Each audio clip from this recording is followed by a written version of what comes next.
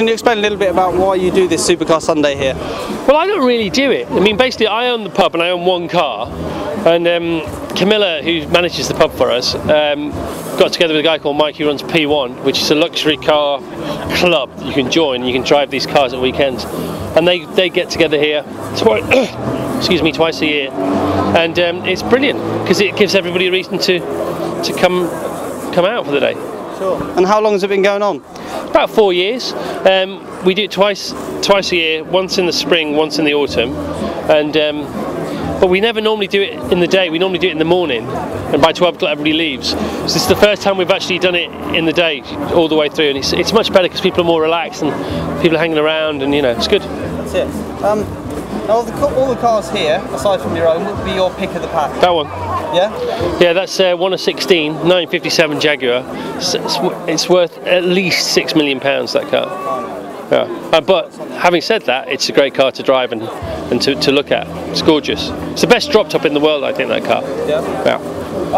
Now obviously you're a well-known collector of Ferraris yourself.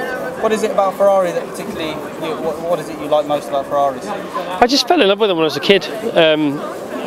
Because I saw them on the telly and they were red and I really liked them, and it's as simple as that. Sure. And now I'm pathetically a disciple of them. It's rubbish. Now you obviously recently spent quite a lot of money on a very rare 250 GTO. Sorry.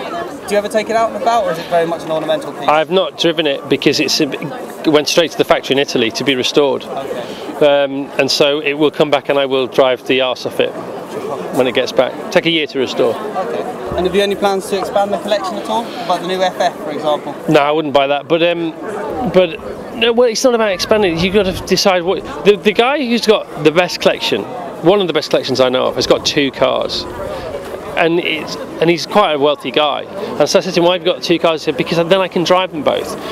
Whereas the bigger it gets, the madder it gets, and so the bigger it gets, the more it becomes a collection to look at, and you've just got to decide how you're going to collect. You're going to collect racing cars, you're going to collect cars that look nice, modern cars, old cars. There's so many ways to go, and it takes you a lifetime to realise how you're going to collect.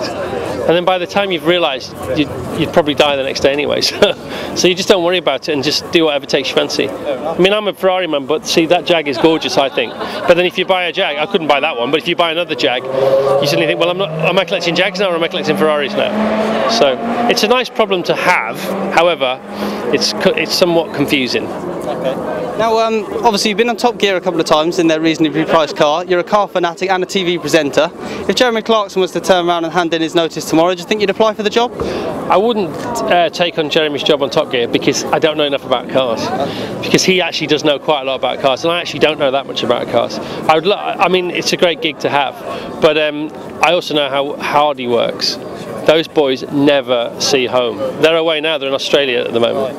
Yeah, and the reason the show's so good is because he works so hard on it. And I don't think I could work as hard as he does and get up at 4 o'clock in the morning to do a radio show as well. And finally, if you could only own one car for the rest of your life, what would it be and why? That is such a tough question. One car. It would have to be a 250 GTO. Yeah, because it's the best Ferrari ever made, and Ferraris are my favourite cars.